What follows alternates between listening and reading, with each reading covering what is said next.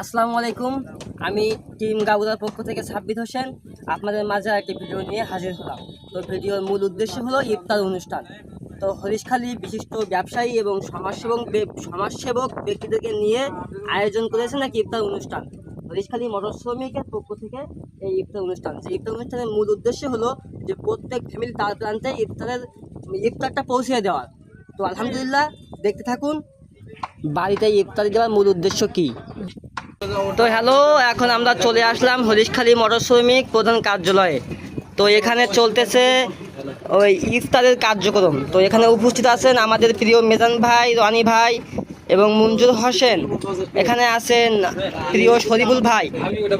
তো এখানে ইফতারের কার্যক্রম চলতেছে আমরা দেখতে পাচ্ছি। তো আমরা এখন তাদের কাছে কিছু শুনবো, দেখি তারা কি বলে। আসসালামু আলাইকুম ভাই, আমি জানতে চাচ্ছি যে আপনাদের ইফতার অনুষ্ঠানটা বাড়িতে বাড়িতে দেওয়ার উদ্দেশ্য কি? আপনাদের এই চিন্তা ভাবনাটা কোথা থেকে আইছে?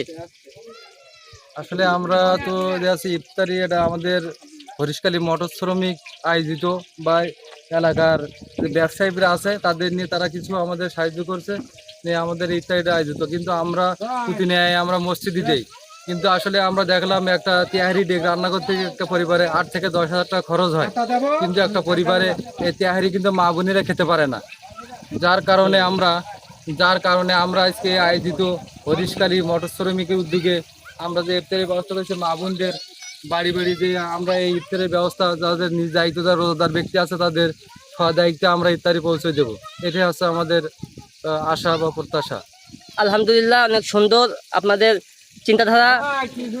দোয়া করি আল্লাহ যেন আপনাদেরকে সামনের রমজানে এর থেকে আরো বড়ভাবে অনুষ্ঠান করার তৌফিক দান করুক, আমিন। আসসালামু আলাইকুম। ওয়ালাইকুম আসসালাম। আলহামদুলিল্লাহ, আপনারা সবাই আমাদের জন্য দোয়া করবেন, আমরা আগামীতে আরো ভালোভাবে যেন দিতে পারি, এইটুকু বলে আমার সংক্ষিপ্ত আলোচনা শেষ করলাম। আসসালামু আলাইকুম।